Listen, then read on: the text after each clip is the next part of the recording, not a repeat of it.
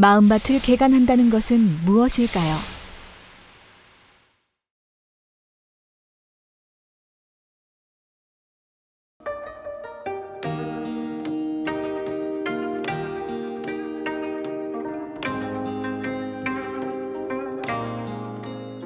덜어는 좋은 땅에 떨어짐에 혹 100배, 혹 60배, 혹 30배의 결실을 하였느니라.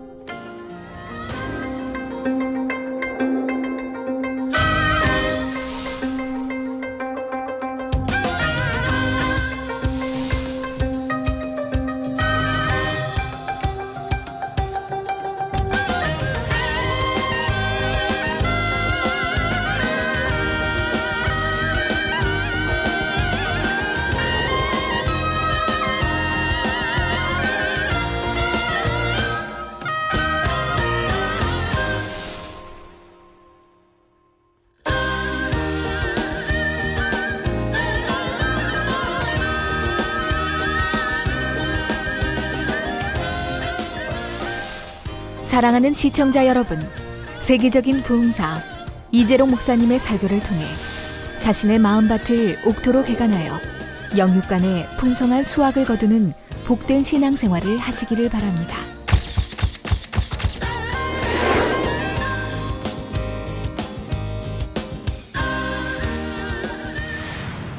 은혜 받으실 성경 말씀 봉독해 드립니다. 마태복음 13장 3절에서 9절까지입니다.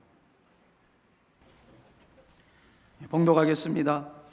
예수께서 비유로 여러 가지를 저희에게 말씀하여 가라사대 씨를 뿌리는 자가 뿌리러 나가서 뿌릴새 덜어는 길가에 떨어짐에 새들이 와서 먹어버렸고 덜어는 흙이 얇은 돌밭에 떨어짐에 흙이 깊지 아니하므로 곧 싹이 나오나 해가 돋은 후에 타져서 뿌리가 없으므로 말랐고 덜어는 가시떨기에 떨어짐에 가시가 자라서 기운을 막았고 덜어는 좋은 땅에 떨어짐에 혹 100배, 혹 60배, 혹 30배의 결실을 하였느니라. 귀 있는 자는 들으라 하시니라. 아멘. 사랑하는 성도 여러분, GCN 시청자 여러분, 만민TV 시청자 여러분, 농촌에 가보면 다 비슷한 논, 비슷한 밭 같지만 자세히 들여다보면 차이점을 발견할 수가 있습니다. 잡초 하나 없이 잘 가꿔진 밭이 있는가 하면 잡초가 무성해서 잡초밭인지 채소밭인지 구분이 잘 안 되는 밭도 있습니다. 벼만 자라는 깔끔한 논도 있지만 벼논인지 피논인지 헷갈릴 정도로 벼 사이사이에 피가 무성한 논도 있지요. 그러면 이런 차이는 어디서 올까요? 10중 8구는 논밭 주인이 어떤 사람이냐에 따라 차이가 생길 것입니다. 제가 어렸을 때를 떠올려 보면 부지런한 어머니들은 잡초가 올라올 새라 쉴 틈 없이 밭에 나가 밭을 매셨습니다. 부지런한 아버지들은 논에 들어가 피를 뽑아내셨고요. 잡초 하나 없는 논밭으로 가꾸려면 찌는 듯한 한낮은 물론 이른 새벽 이슬을 털며 또 어둑어둑한 밤이 맞도록 일해야 합니다. 고생스럽지만 이렇게 가꾼 논밭은 그렇지 않은 논밭과 수확량 자체가 다릅니다. 잡초는 채소나 곡물, 발육을 방해해서 수확량을 떨어뜨리기 때문입니다. 같은 넓이의 논밭이 있을 때 잡초가 무성한 밭은 수확이 훨씬 적지요. 얼마나 손해입니까? 그렇다면 여러분의 마음밭은 어떻습니까? 잡초가 무성해서 싹이 잘 자라지도 않고 열매도 맺지 못하는 그런 밭은 아닌지요? 만약 그런 분이 있다면 이 시간을 통해 마음밭의 잡초를 다 뽑아내시기를 바랍니다. 잠언 28장 19절에 자기의 토지를 경작하는 자는 먹을 것이 많으려니와 방탕을 쫓는 자는 궁핍함이 많으리라 말씀하십니다. 실컷 잠자고 쉬는 농부가 아니라 열심히 땀 흘려 일하는 부지런한 농부가 되셔서 밭을 옥토로 가꾸시기 바랍니다. 그러면 분명히 밭에 뿌린 씨마다 풍성한 열매를 맺을 것입니다. 여러분 모두 마음밭을 부지런히 경작해서 이 땅에서 부유한 삶을 사시고 천국에서도 큰 영화를 누리며 사시기를 주님의 이름으로 축원합니다.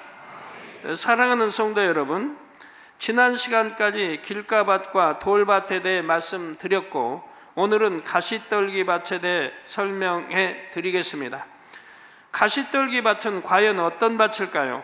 마태복음 13장 7절에 씨를 뿌리는 자가 씨를 뿌리니 덜어는 가시떨기 위에 떨어짐에 가시가 자라서 기운을 막았다고 했습니다.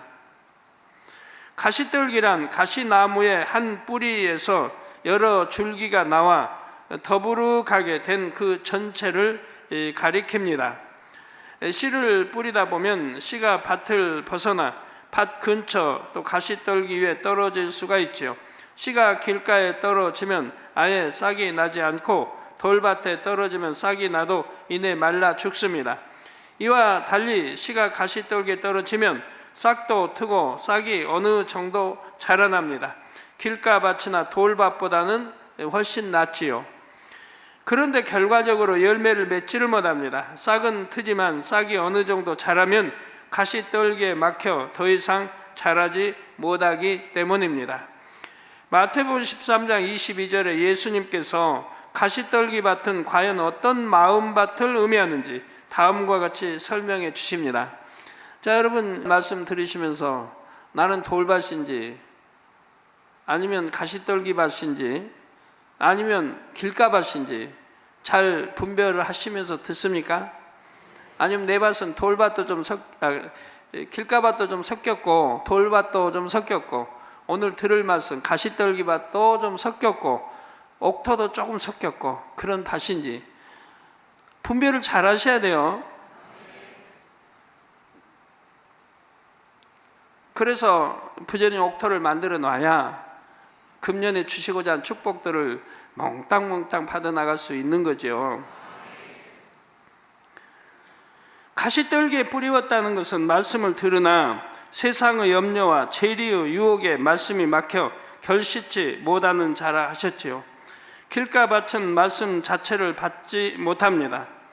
말씀을 들으면 깨닫기도, 돌밭은 말씀을 들으면 깨닫기도 하고 은혜도 받지만 말씀을 행하지는 못하죠.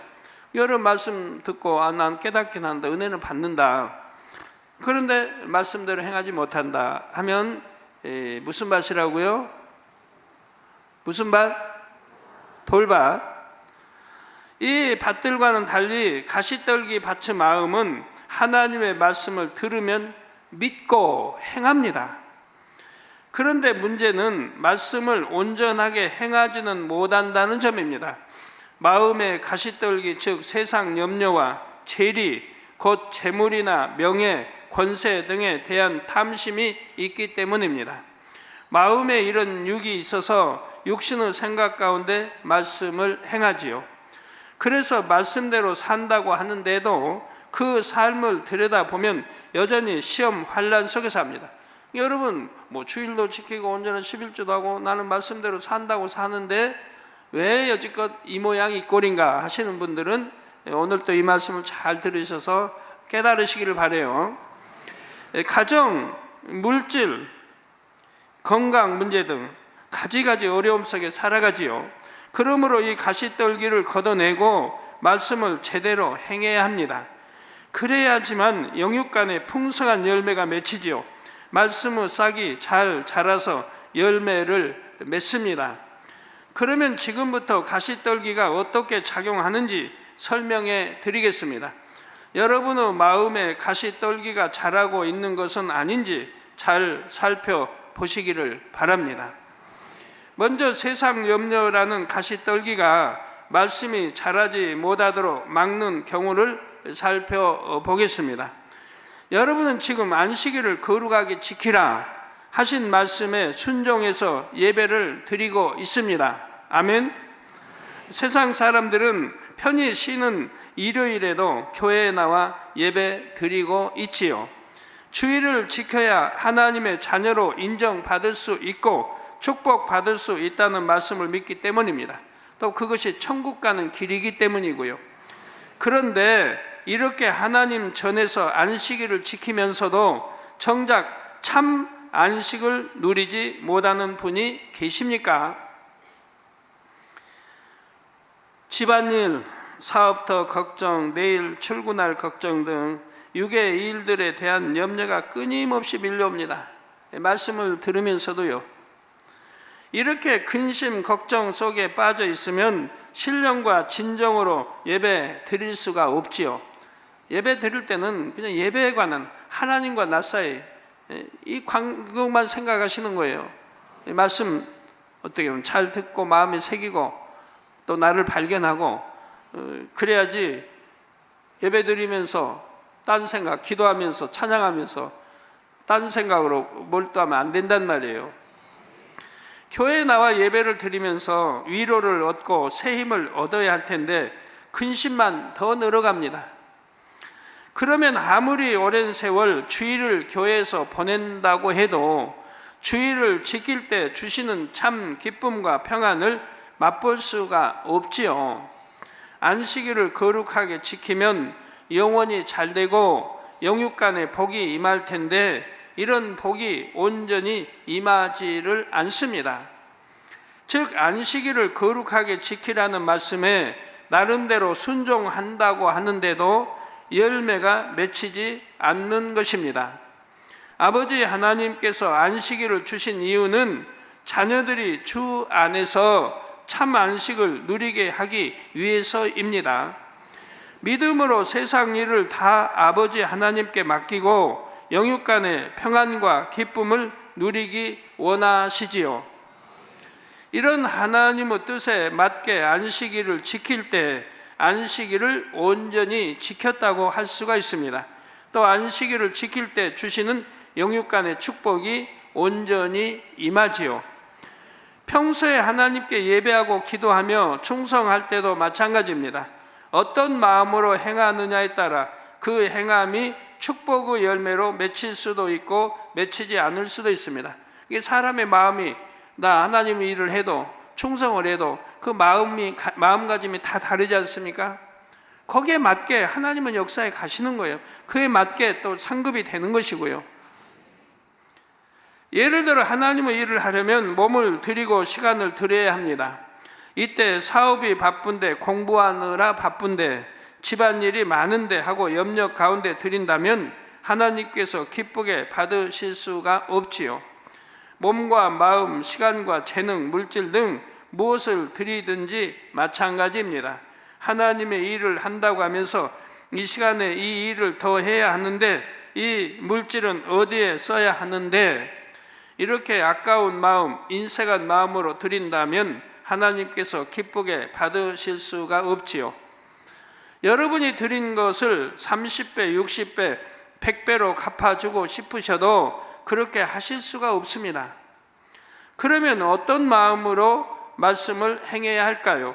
마태복음 6장 31절에서 34절에 보면 예수님께서 다음과 같이 답을 주십니다. 염려하여 이르기를 무엇을 먹을까? 무엇을 마실까? 무엇을 입을까? 하지 말라. 먹고 마시는 거, 입는 거, 의식주에 관한 것들이죠. 이는 다 이방인이 구하는 것이라. 제가 믿지 않는 사람, 세상 사람들이 구하는 것이라. 너희 천부께서, 즉 하나님 아버지께서 이 모든 것이 너희에게 있어야 할 줄 아시느니라. 그러니까 하나님이, 여러분의 하나님이, 우리의 하나님이 여러분의 의식주 문제, 얼마가 필요하고 있어야 하고 없어야 하고를 다 아신다 이 말입니다. 너희는 먼저 그의 나라와 그의 의를 구하라. 그리하면 이 모든 것을 너희에게 더하시리라. 그의 나라, 하나님 앞에 충성, 꼭 그의 의를 구하라. 저 마음의 할례입니다. 내가 성결되어지는 죄를 피해까지 쌓으려는 일. 그래서 그의 나라와 그의 의를 구하라. 그리하면 이 모든 것을 너희에게 더하시리라 했습니다. 그러므로 내일 일을 위하여 염려하지 말라. 왜 내일 일을 염려해요? 내일 일 염려해서 잘 될 것 같으면 하나님이 염려하라고 하시죠.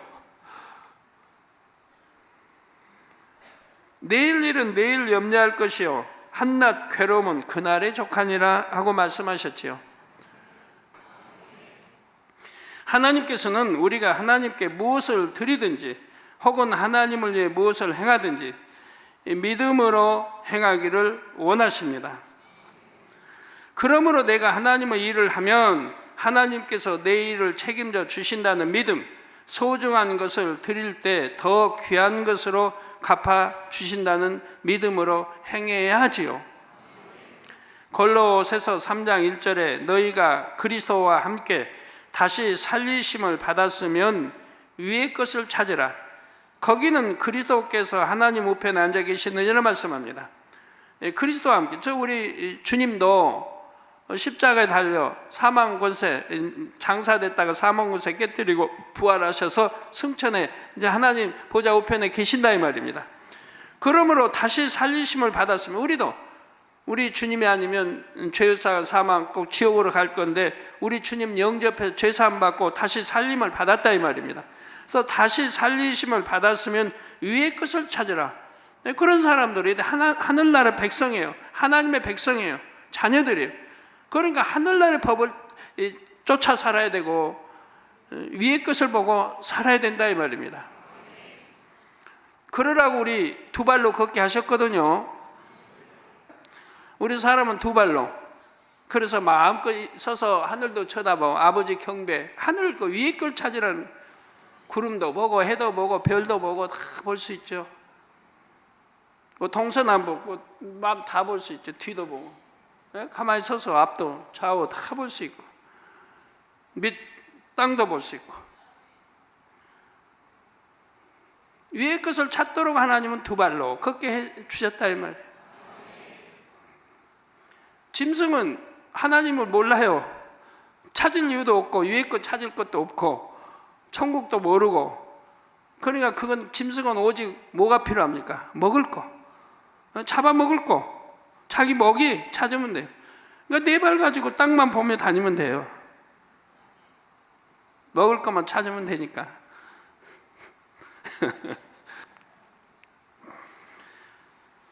그래서 위의 것을 찾으라. 거기는 그리스도께서 하나님 우편에 앉아 계시느라. 즉 우리 신랑 되신 분이 하나님 보좌 우편에 앉아 계신다. 우리 신부는 어디 가야 되겠어요? 당연히 우리 신부도 천국 갈 거 아닙니까? 그러나 더 예쁘고 곱게 단장 차른 사람, 영으로 온영으로 쏙 들어간 사람, 성결된 악의 모양도 없는 사람은 우리 주님이 가신 새 예루살렘에 들어가서 영원히 함께 행복하게 살 것이고요. 거기는 그리스도께서 하나님 우편에 앉아 계시니 우리 신부도 당연히 그런 영광에 참여하게 되지 않겠느냐 이 말입니다. 영화로우신 주님이 천국에 우리의 처소를 예비하시고 우리를 기다리십니다. 주님의 존귀한 자녀가 허물어질 유구 장막과 이 땅의 삶에 연연한다면 얼마나 어리석은 일입니까? 그러므로 이제는 세상 염려라는 가시떨기를 뽑아버리고 온전한 믿음으로 하나님의 말씀을 행하시기를 바랍니다. 앞전에 안식일에 대해 나왔죠. 여러분 안식일을 어떻게 지키십니까? 저는 안식일 날 안식일을 잘 지키면 뭐 복을 주신다. 뭐 당연히 복은 주시죠. 근데 뭐 축복을 주신다.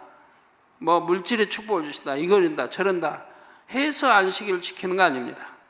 하나님의 말씀이기 때문에, 하나님의 명이기 때문에 저는 무조건적으로 지킵니다. 이익을 따지고 손해를 따지고 그러지 않아요. 아버지 말씀이니까 무조건 지키는 거라 이 말이에요. 누가 뭘 해도 저는 뭐 죽인다 해도 지킨다 이 말이에요. 그래서 옛날에 제가 초신자 때 참 기도 원장하고 돌 주스러 다닐 때, 그때는 영동이란 도시가 없었어요. 서울에 영동이란 거 없었어요. 그냥 과수원이고 산이었지. 그러면 그 산을 그냥 폭파해요. 돌산들이에요. 그러니까 폭파하면 돌들이 이제 이렇게 다이너마이트 폭파하면 잔돌로 나오죠. 그걸 줍는 거예요. 줘서 한 무더기를 해놓으면 700원. 맞아요? 기도는 네. 700원. 열심히 주워 모으면 이제 한 무더기 모으죠. 700원. 700원 벌기 위해서 아침 일찍 새벽에 나와요. 새벽밥 먹고 나와서 차 타고 영동까지 그까지 와서 도시락 하나 싸가지고 와서 뭐 없어요. 나무 하나 없어요. 그림자가 없어요. 그냥 햇볕 내에서 노출돼서 거기서 하는 거예요. 그러니까 저녁까지, 전 7시까지 그렇게 돌 줍고 들어가요.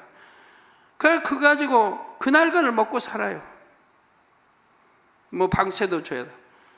그런데 반가운 소식이 왔어요. 전에도 말씀드렸습니다만 저희 가족 중에 저희 반가운 소식을 알려줘요. 나 우리 집에 와서 지배인을 해다오. 지배인을 해주면 집도 주고 월급도 주고 기도 원장 음식 솜씨 좋으니까 또 기도 원장도 좀 더 거들어주면 월급 주고 부채 다 갚아주고 그럴 테니까 와서 일을 해다오. 지배인을 해다오. 오라니까 갔죠. 했더니 그렇게 지배인을 해달라고 그래요. 뭐 이제 그게 이제 집에 무슨 지배이냐면 뭐 호텔 지배인은 아니고 요정 지배인은 요정. 큰 요정인데 서울대학교 교수 또 이제 별 장성들 이런 분들 드나드는 이제 큰 요정이에요.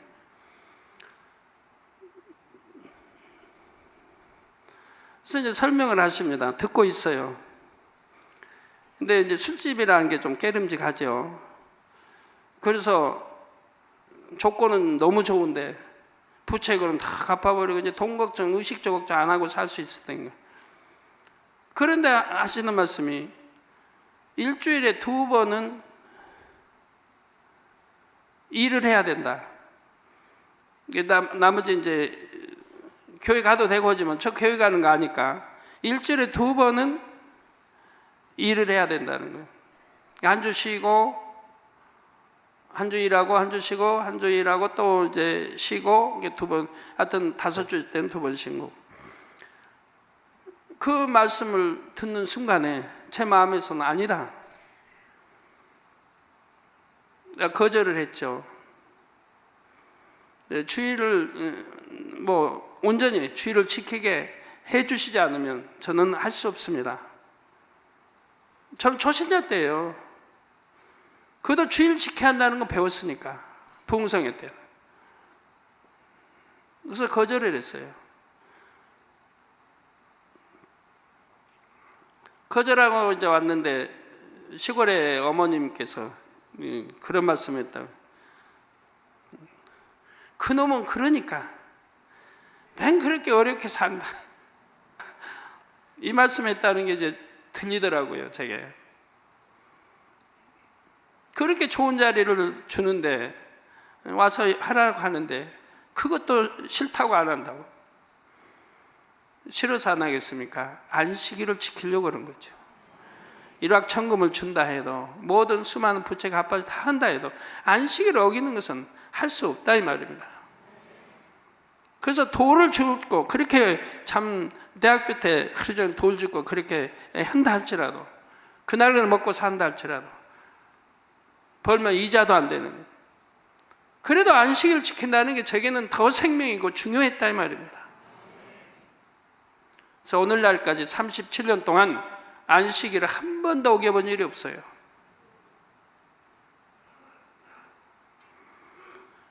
그러니 하나님과 저 사이가 어떻게 되겠습니까? 이런 거 하나하나 통과할 때마다 하나님과 저 사이 신뢰관계가 계속 쌓이는 거예요. 통과할 때마다 신뢰관계가. 그래서 지금은 100%의 신뢰관계가 이렇게 쌓였기 때문에 무엇이나 저에겐 주시는 거예요.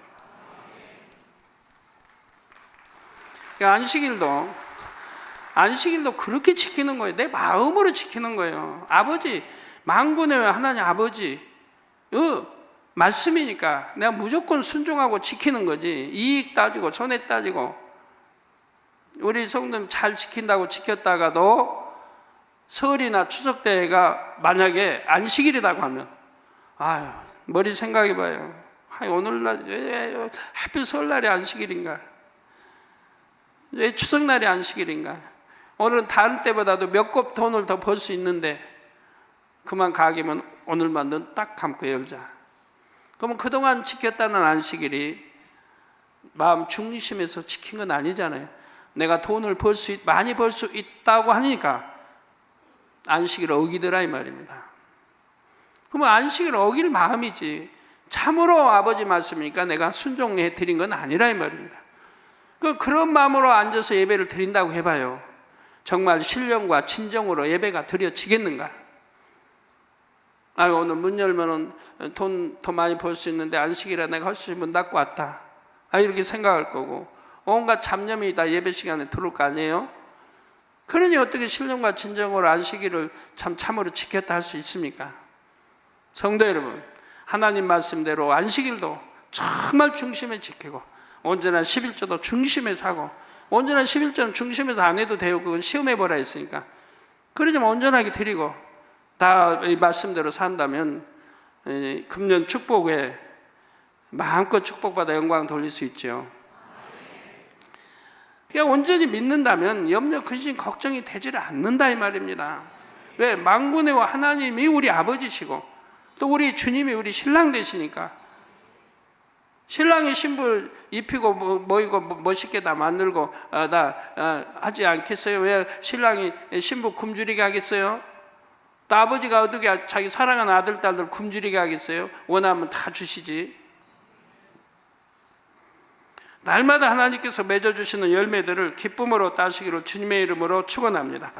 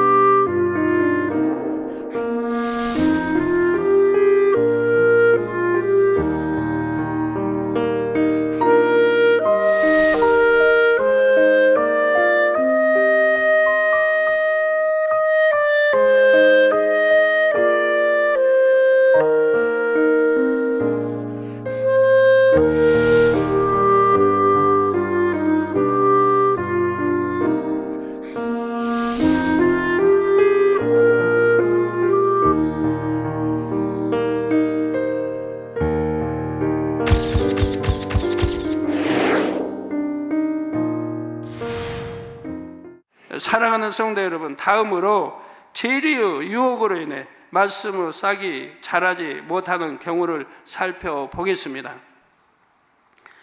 마음의 재리, 곧 재물이나 명예, 권세 등 세상적인 이익에 대한 탐심이 있으면 하나님 말씀에 온전히 순종할 수가 있습니다. 말씀에 온전히 순종할 수가 없습니다. 다시 말씀드립니다. 마음의 재리, 또 재물, 명예, 권세 등 세상적인 이익에 대한 탐심이 있으면 하나님 말씀에 온전히 순종할 수가 없다 이 말입니다. 어떤 유혹이 오면 쉽게 유혹에 넘어가서 하나님의 뜻대로 행하지 못하지요. 예를 들어 우리 성도님들은 하나님께서 주시는 축복을 사모하십니다. 물질의 축복, 건강의 축복을 받아 영광 돌리고 하나님 나라를 이루기 원하시지요. 그래서 하나님의 뜻대로 행하고자 애쓰십니다. 우리 남성도님들은 사업터를 일굴 때 중요한 결정을 내려야 할 일이 있으면 먼저는 하나님께 기도하실 것입니다. 그렇다면 여러분은 하나님께서 응답해 주시는 대로 순종하고 계십니까? 막상 이 일을 실행할 때는 자신의 지식과 경험을 앞세우지는 않는지요? 하나님께서는 A라는 길을 제시해 주셨는데 B라는 엉뚱한 길로 갑니다. 자기 지식과 경험에 비춰보면 B라는 길이 더 좋아 보이기 때문이지요. 그래서 성령의 주관을 물리치고 자신의 생각을 쫓아갑니다. 그러면 여러분들이 난 성령의 주관받으면 할 텐데 왜 성령의 주관을 못 받아요? 성령을 받은 하나님 아들, 딸인데. 자, 뭘 놓고 기도합니다. 사업을 놓고 기도하든 이렇게 주관해 주셔서 기도합니다. 기도는 해놓고 주관도 받기 전에 자기 생각이 동원돼서 해 나가는 거예요. 뭘 사업을 하다 시작하려면 그만큼 기도 시간도 있고 준비도 해야 하는 거 아니에요? 그러니까 하나님은 분명히 때가 되면 주관하시는 거고, 근데 때가 돼서 주관 받을 그 때까지 기다리지를 못한다 이 말이에요. 그렇게 행해버린다 이 말이에요. 자기 생각대로 해버린다 이 말이에요. 기도해놓고, 기도는 실컷 해놓고는 주간 올 때까지 기도해야 되는데 주간도 받기 전에 그렇게 해버린다 이 말이에요. 주간은 누구나 받을 수 있어요. 빛 가운데 말씀대로 살면 누구나 주간을 받게 돼 있어요. 그런데 아직 주간 받기 전에 내가 행해버리는 거죠. 대부분이 그런 걸 봅니다. 하나님의 처음부터 길을 잘 들어야 돼요. 처음부터 길을 바로 가야 되고 길을 잘 들어야. 처음부터 내가 하나님 100% 의존하고 나는 성령의 음성 들어서 하겠다고 하면 그렇게 시작을 해요. 그러면 이제 성령의 음성을 들어서 하게 되면 이제 그게 습관이 되죠. 다음에도 그렇게, 다음에도 그렇게. 그러면 그 사람은 이제 만사 형통한 길을 가는 사람이에요. 내일 일을 하나님이 아시니까. 내일 이렇게 하면 잘못하고 통으로 가면 잘못되고 서로 가야 잘되고 모든 거 아시잖아요. 가다가 낭떠러지가 있고 가다가 강도가 있고 다 아시니까 피할 길을 주시고 해서 인도하신다 이 말이에요. 근데 자기는 내일 일 몰라요. 지금은 잘 되는 것 같은데 그만 함정 있고 사기당하고 속고 온갖 일이 다 있죠. 성령의 주관을 받으면 그러지 않는 것인데. 자, 또는 자신은 분명히 A라는 길로 갔다고 하는데 실제로는 A도 B도 아닌 C로 가는 경우도 있지요. 아무리 순종할 마음이 있어도 육신의 생각이 가득하면 하나님의 말씀에 온전하게 순종할 수가 없기 때문입니다. 이 육신의 생각은 대개 짧은 시일 내에 많은 것을 거두고 싶은 욕심에서 비롯되지요. 사업도 그러고요. 진득하게 좀 기도해서 응답받아 하려고 못하고 마음이 급한 걸. 물론 자신의 지식이나 경험, 세상의 상식에 비춰보면 B가 더 좋다는 생각이 맞을 수도 있습니다. B를 선택하면 단기적으로는 많은 열매를 낼 수도 있고요. 그러나 최종적으로는 결코 좋은 열매를 맺을 수가 없습니다.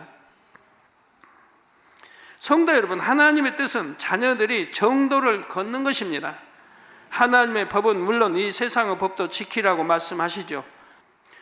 그런데 요즘 세상에서는 이것이 통하지 않는다고 말합니다. 법도 지키라는 말씀이 통하지 않는다. 대부분 어느 정도 법을 어김으로써 높은 수익을 낸다는 것이죠. 그러나 이것은 어디까지나 인간적인 생각에 불과합니다. 믿음의 눈으로 볼 때는 그렇지가 않습니다. 이 세상의 법망은 어떻게 벗어날 수도 있지만 하나님께서 세우신 영계의 법망은 결코 벗어날 수가 없습니다. 인간의 생사화복을 주관하시는 하나님의 눈을 가릴 수도 없지요. 따라서 영계의 법을 우선적으로 지켜야지만 모든 일이 형통하고 축복이 임합니다. 하나님께서 여러분을 지켜주시고 복을 주시기 때문입니다. 또한 하나님은 이 세상 그 누구보다 지혜로운 분이십니다. 하나님께서 인도하시는 길이 가장 빠른 지름길이요 많은 열매를 낼 수 있는 확실한 길이지요. 이런 사실을 믿고 오직 하나님의 뜻을 쫓아 정도를 걸으면 반드시 믿음의 역사를 체험하게 됩니다. 재리에 대한 탐심을 버리면 이런 명철의 길이 밝히 보입니다. 제가 개척 때 82년도부터 하나님 주신 말씀인데요. 너희 양떼들이 욕심을 버리게 하라.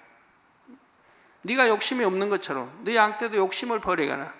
욕심을 버리면 내가 얼마든지 축복해 줄 수 있노라. 그래서 그때 일꾼들이 교회에서 그런 여러 번 설교했고 가르쳤어요. 사업하려고 하고 뭐 한번 욕심을 버리라고. 욕심을 버리지 않으면 하나님이 축복 주실 수 없는 이유가 사랑하기 때문에요. 하나님 자녀들 사랑하기 때문에.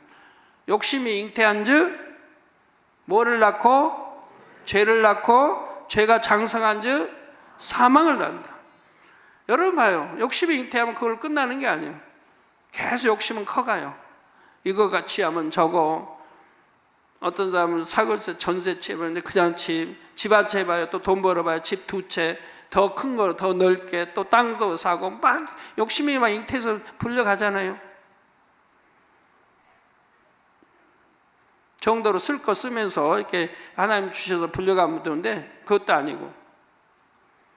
그러면 결국 욕심이 잉태 죄를 하고 죄가 장성한 즉 사망에 이른다 이 말입니다. 죄가 점점 커가면 결국 사망에 이르는 거죠. 그러니까 사랑하는 자녀들에게 축복을 줄 수가 없는 거예요. 주시고 싶어도. 탐심으로 인해 육신의 생각이 발동하고 육신의 생각이 눈을 가리기 때문에 불통의 길로 가는 것이지요. 물론 자신의 지식과 경험을 바탕으로 어느 정도 성공할 수도 있습니다. 그러나 결과적으로는 하나님께서 주시는 온전한 축복을 받을 수는 없지요. 예를 들어 어떤 사람들은 모든 일을 자기 생각대로 해놓고 어느 정도 잘 되자 축복받았다고 간증합니다. 그런데 그 일이 계속 잘 되려면 계속해서 유구 지식과 세상 방법을 의존해야만 합니다. 불법을 행해야 할 때도 있지요. 그러면 하나님께서 지켜주실 수 없기 때문에 형통하지를 못합니다. 쌓였던 모든 것이 순간에 허물어지는 경우도 있고요. 입술로는 하나님을 의지한다고 했지만 실제로는 자기 생각대로 행했기 때문에 오히려 영광을 가리고 맙니다. 그렇기 때문에 하나님께서는 가시떨기밭을 가진 자녀에게는 원하는 대로 축복을 주시지를 않습니다. 먼저는 마음에서 탐심이라는 가시떨기를 걷어내고 하나님의 뜻에 무조건 순종할 수 있을 때 원하는 대로 축복을 주시지요. 또 큰 축복은 더더구나 그런 거고요. 하나님의 일꾼들이 하나님의 일을 할 때도 마찬가지입니다. 하나님께 인정받고 성도에게 사랑받는 일꾼이 되려면 어떻게 해야 합니까? 예수님께서 마가복음 9장 35절에 아무든지 첫째가 되고자 하면 무사람의 끝이 되며 섬기는 자가 되라는 거죠. 섬기는 자가 되며 낮아져서 섬기는 자가 되며 무사람을 섬기는 자가 되어야 하리라. 말씀하신 대로 섬겨야 합니다. 이것이 하나님의 뜻이죠. 우리 교회도 보면 열심히 섬기는 분들이 있어요. 섬기는 분. 회원들 섬기고 성도들 섬기고 그분이 보면 머리 되더라고요. 열심히 섬기고 그냥 주고 베풀고 섬겼으니까 낮아질 것 같은데 보면 교회 주로 머리로 다 되더라고요. 교회 머리. 각 성교회든 어디든 머리로. 그런데 마음에 사심 있는 사람은 하나님 말씀대로 행하는 것이 아니라 사람의 방법을 동원해서 스스로 높아지려고 합니다. 예를 들어 육적인 지혜로 하나님의 일을 합니다. 맡은 양떼를 육적인 선으로 갈무리하기도 하지요. 이렇게 하면 당장은 양떼들이 마음을 잘 모아주는 것 같고 하나님의 일이 척척 이루어지는 것처럼 보이지요. 그러나 이렇게 얻은 열매는 파도가 한번 밀려오면 모래성이 무너지듯 순식간에 무너지고 맙니다. 성령의 음성을 쫓아 사명 감당한 것도 아니고 양떼에게 영적인 사랑과 영적인 섬김을 베푼 것이 아니기 때문이지요. 영혼들이 작은 일로도 쉽게 돌아서고 영혼들을 강압적으로 이끌지 않으면 순종하지 않기도 합니다. 또 일꾼 편에서도 나름대로 양떼를 섬긴다고 하다가도 감정이 상하면 혈기가 나오는 등 결국 육의 모습을 드러내고 말지요. 아무리 선한 것처럼 행동해도 마음에서 사심을 버리지 않았다면 그것은 결국 드러나기 마련입니다. 그러면 가시떨기밭은 어떻게 개간해야 할까요? 가시떨기를 뿌리채 뽑아 버려야 합니다. 뭐 쉽지요. 뿌리채 뽑아 드러내면 되는 거예요. 돌도 돌 큰 옛날에 보면 이렇게 시골 농촌에서 보면요 산 같은 거 개간해서 있기 때문에 큰 돌이 밭에 있는 게 있어요. 그럼 그냥 그대로 놔두고 몇 년이고 농사 지어요. 너무 크니까 드러내지 못하니까. 그다음 어느 때가는 없애야 되니까 그냥 결단을 내려서 일 안 할 때 이제 다 추수하고 나서 겨울이고 일 안 할 때 사람 사가지고 결단을 내서 이제 이제 옮기게 되죠. 사람을 여러 명 사가지고. 여하튼 그렇게 해서 드러내보고 나면 그 다음에 농사가 얼마나 수월하고 좋겠어요. 장기도 돌아 안 가도 저 되고 여하튼 모든 게 수월하고 좋지요. 뭐 아랫잎 빼버리면 얼마나 수월하고 좋습니까? 그래 좋듯이 우리 마음 안에 그런 돌멩이 있으면 빼내버리면 얼마나 시원하고 좋은데요. 가시떨기는 육신의 생각들을 의미합니다. 그 뿌리는 마음의 악 그리고 육을 의미합니다. 즉 마음에 있는 악과 육이 육신의 생각의 근원이라는 말이죠. 가시떨기의 가지만 쳐내면 뿌리에서 또다시 돋아납니다. 마찬가지로 아무리 육신의 생각을 하지 말아야지 해도 마음에 악이 있으면 뜻대로 되지를 않습니다. 그 당시는 지울 수 있을지 몰라도 또 육신의 생각이 떠오르고 떠오른다 이 말이에요. 내 마음의 악을 빼내 버릴 때 육신의 생각이 사라진다 이 말입니다. 여러분 누구를 미워하는데 참 뭐 여하튼 원수도 아닌데 왜 이렇게 원수처럼 미워하는지, 누굴 미워하는데 여러분 마음에서 미움을 빼내 없앴다고 해봐요. 미움을. 그러면 봐도 미움이 갈까요? 생각이 떠오를까요? 사랑이 떠오르죠. 사랑하고 싶은 마음. 왜? 내가 사랑함으로 미움을 빼냈으니까.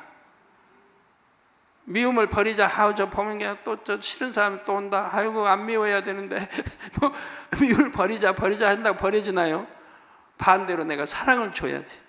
사랑이 안 가도 실천해봐요. 사랑을 줘봐요. 먹을 것도 주고 내가 먼저 말하고 뭐 이렇게 해서 사랑을 공급해 줘봐요. 그러면 점차 내 안에 미움이라는 게 사라지죠. 갖고 이제 미움이 사라졌다. 그럼 그 다음 보면 그 사람 미울 리가 있어요? 사랑이 가지. 네, 마음에서 빼내버리면 육신의 생각이 동원되지 않는다 이 말입니다. 궁극적으로 마음에서 육을 뽑아 버려야죠. 또 먼저 굵직한 뿌리를 뽑아내면 잔뿌리까지 뽑혀 나옵니다. 여러 뿌리 중에서 특히 탐심과 교만이라는 두 개의 큰 뿌리를 뽑아내면 마음에서 육이 많이 버려집니다. 육의 것에 대한 탐심이 있기 때문에 세상에 얽매여 세상 일을 염려하게 됩니다. 또 하나님의 말씀대로 산다고 하면서도 무엇이 더 유익이 되나 계산하고 따져서 자기 뜻대로 살아가지요. 또 교만이 있기 때문에 온전한 순종이 나오지 않습니다. 내가 할 수 있다는 생각이 있기 때문에 육적인 지혜를 동원하고 육신의 생각을 쫓아가지요. 그러므로 무엇보다도 사심이라는 뿌리, 교만이라는 뿌리를 뽑아내시기를 바랍니다. 결론 말씀드립니다. 사랑하는 성도 여러분, 가시떨기를 쉽게 뽑는 방법이 있습니다. 바로 가시가 내 마음을 얼마나 아프게 하는지 깨닫는 것입니다. 예를 들어 세상 일들 중에서 여러분을 늘 염려하게 하는 것이 있을 것입니다. 하나님께서는 항상 기뻐하라고 하시는데 염려하고 근심하면 얼마나 힘듭니까? 또 가지고 싶은 것 갖지 못하면 마음이 허전하고 슬퍼지는 것이 있지요. 어떤 사람에게는 물질, 어떤 사람에게는 명예나 권세일 수도 있습니다. 이런 것들은 아무리 많이 가져도 마음에 만족을 주지를 못합니다. 이런 것들을 갖고자 하는 것은 마치 잡을 수 없는 바람을 잡으려고 하는 것과 같지요. 하나님을 믿는다고 하면서도 이렇게 염려가 많고 마음에는 만족이 없습니다. 육적으로 이렇다 할 축복도 없습니다. 얼마나 답답합니까? 이처럼 마음을 힘들게 하는 가시떨기를 왜 계속 가지고 있어야 하나 하고 여러분이 늘 말씀을 묵상하고 늘 깨어 기도하면 성령님께서 이것을 절절히 깨닫게 하십니다. 그동안 들었던 말씀들을 하나는 묵상해 보면서 내가 왜 이런 거 필요 없는 거, 나를 찌르는 거, 힘들게 하는 거, 이런 것을 내가 왜 가지고 있어야 되나 절절히 좀 깨달아 보세요. 그리고 이거 빼내기 작전을 해요. 빼버리기 위한 작전을. 그게 축복받는 비결이니까요. 응답받는 비결이고, 절절히 깨달으면 미련 없이 가시떨기를 단번에 뽑아버릴 수가 있지요. 저는 초신자 때 그렇게 이제 신앙생활 말씀대로 사는데 하나님이 이제 3년 너 연단 3년을 연단 받게 했고, 연단 3년 받은지 안 받은지 몰랐는데 나중에 말씀이 이제 나오는 거예요. 주의 종으로 부르실 때 너 3년 연단했으니 3년 말씀 준비하러 나오는 거예요. 그래서 야 나 초신자 때 한 3년 연단 받았나 보다만 생각했는데 나중에 이제 누워서 가게에 누워서 이제 기도 혼자 누워서 이제 있다가 파트가 오는 거예요. 3년이라는 게. 따져보니까 제가 시험 환란이 시작된 날부터 해서 제가 축복받을 가게, 주의종으로 부름받고 그 가게 오픈한 날이 딱 하루도 안 틀린 만 3년인 거예요. 그래서 아버지가 이 말씀을 주셨구나. 3년 연단해서 3년 말씀 준비해라. 그래서 이 3년이 바로 그렇게 해서 하루도 안 틀린 만 3년이구나. 그러고 나서 거기 그때 이제 영인 거예요. 그 영으로 들어간 때인 거예요. 3년 끝나고. 그러다 그때부터 축복이 임하는 거예요. 축복이 임해서 몇 달 동안에 7년 동안에 졌던 부채 다 갚아버렸어요. 몇 달 동안. 그리고 그때부터 구제하면서 살았어요. 11조도 1등으로 많이 드리고. 그렇게 축복이 임하더라고요. 영으로 들어가니까 연단이었고 영으로 딱 들어가니까 그때부터 무조건 축복이 임하더라고요. 그리고 이제 개척 때는 온영으로 들어가서 개척하니까 잉태 못한 사람 기도하니 잉태 축복 받고 팔 못 쓴 사람 기도하니 팔 쓰고 인대가 늘어나서 걷지 못한 사람 기도하니 인대가 나고 중풍병자 그냥 일어나 걷고 암 말기 기도하니까 바로 치료받고 걷고 막 했죠. 개척 때부터. 연단계에서 4명 죽어가는데 기도하니까 바로 연단계에서 물러가 살아나고.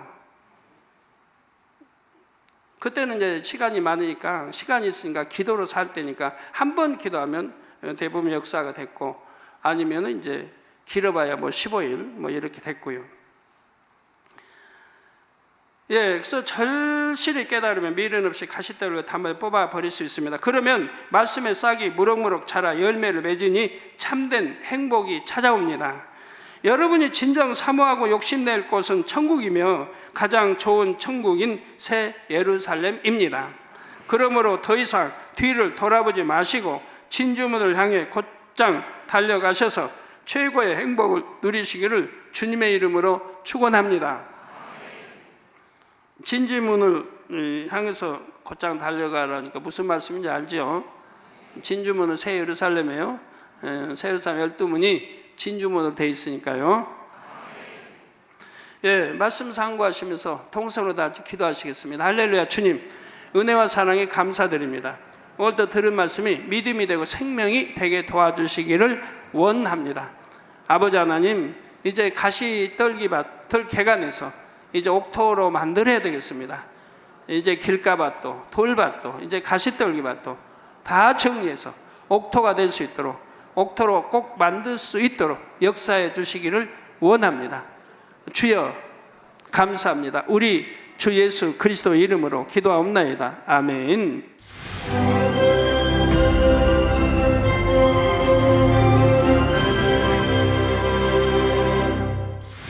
할렐루야. 전능하신 사랑의 아버지 하나님, 이 시간 기도받는 모든 성도님들 위해 안수하여 주옵소서. GCN과 만민TV, 인터넷과 화상을 통해 기도받는 지교회와 지성전 그리고 전 세계 하나님의 자녀들 위에도 시공간을 초월하여 역사하여 주시기를 원합니다. 믿어지는 믿음을 주시고 부정적인 생각과 의심의 세력을 물리쳐 주옵시며 모든 시험 환난도 물리쳐 주옵소서. 머리부터 발끝까지 오장육부 뼈 마디마디 온몸의 신경 조직 세포 등 아픈 곳마다 성령의 불로 태우시고 근본의 빛으로 역사하여 주옵소서. 예수 그리스도의 이름으로 명하노니 원수마귀 사단 모든 질병 균 연약함아 물러가라. 빛이 여임하라. 모든 불치 난치병도 성령의 불로 태워 깨끗게 하여 주옵소서. 말라리아를 비롯한 모든 풍토병도 물리쳐 주옵소서. 신종 플루를 비롯한 모든 신종 질병과 변종은 물러가라. 깨끗함을 입을지어다. 감기, 기침, 열, 몸살, 독감 등 각종 유행성 질병도 다 물러가라. 어떠한 유행성 질병균도 틈타지 않게 지켜 주옵소서. 위암, 폐암, 간암, 유방암, 자궁암, 대장암, 피부암 등 각종 암과 에이즈, 백혈병, 뇌졸중, 고혈압, 저혈압, 심장병, 폐병, 위장병, 당뇨, 부인병, 피부병, 갑상선 질환과 모든 염증도 깨끗게 하여 주옵소서. 소아마비, 중풍, 관절염, 디스크도 온전케 하여 주옵소서. 요통, 두통, 신경통을 비롯한 모든 통증은 사라질지어다. 간질, 자폐증, 우울증, 조울증, 노이로제 등 모든 정신질환도 물러가라. 모든 마비된 것도 풀어지고 일어나 걷고 뛸지어다. 눈도 잘 보이게 하옵시고 귀도 잘 들리게 하여 주옵소서. 소경은 눈을 뜨고 기머거리는 들으며 벙어리는 말할지어다. 각종 사고, 후유증도 깨끗게 하시고 부러진 뼈도 붙여 주옵소서.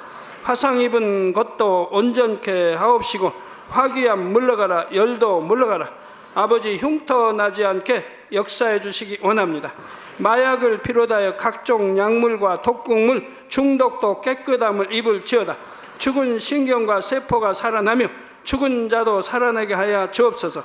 잉태의 축복도 주시기를 원합니다. 잉태의 축복을 받으라. 예수 그리스도의 이름으로 명하노니 원수마귀 사단아, 하늘 공중 곳에 잡은 악의 영들아 물러가라. 그의 사자들도 물러갈지니라. 이 땅의 악한 영, 더러운 영, 거짓되고 간사한 영, 의간질하고 미혹하는 모든 어둠들은 물러가라. 모든 흉악의 결박을 풀고 어둠아 물러가라. 빛이여 임하라. 아버지 하나님, 부르짖어 기도할 수 있는 능력을 주시고 죄를 버리고 성결될 수 있는 능력을 주옵소서. 영원히 잘됨같이 범사에 잘되게 하시고 가정의 복음화도 이루어 주시기를 원합니다. 한 주간도 모든 사고와 재앙으로부터 지켜주시고 불통이 없는 형통한 삶을 살 수 있도록 축복해 주옵소서. 성령의 불담으로 천군 천사와 주님의 불꽃 같은 눈동자로 모든 하나님의 자녀들과 가정, 일터, 사업들을 지켜주시기를 원합니다.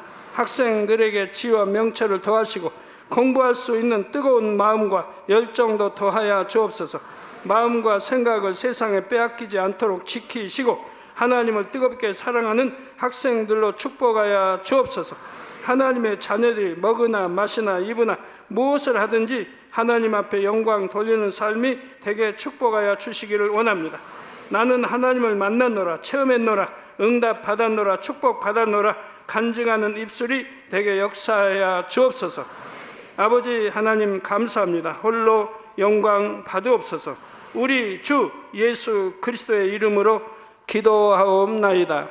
아멘. 마음밭을 개간한다는 것은 무엇일까요?